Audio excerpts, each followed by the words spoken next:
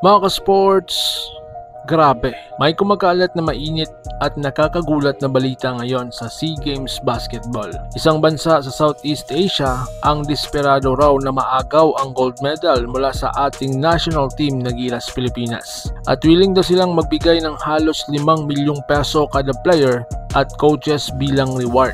In return, kapag natalo nila ang ating national team. Yes po mga ka-sports, narinig nyo po ng tama, 5 million per person. Pero habang sila ay todo sa pera, ang Gilas naman ay todo sa lineup upgrade. Lalo na sa mga big man towers nila na magiging malaking sakit ng ulo ng kahit sino mang kalaban. Kaya ngayon ang pag-uusapan natin ang 5 milyong insentibong issue, sino ang target talunin, bakit desperado silang agawin ang ginto, at ang pinaka-importante, paano nag-upgrade ang Gilas at bakit mas malakas po tayo ngayon. Kaya huwag na nating patagalin, let's begin. Kung trip mo po ang ganitong content, paiwan ng follow at pa-subscribe na din. Tara, simulan na natin. Mga ka-sports, umuugong ngayon ang balita mula sa regional basketball circles na isang SEA contender na alam nyo na kung sino ang nag-aalok umano ng 5 milyong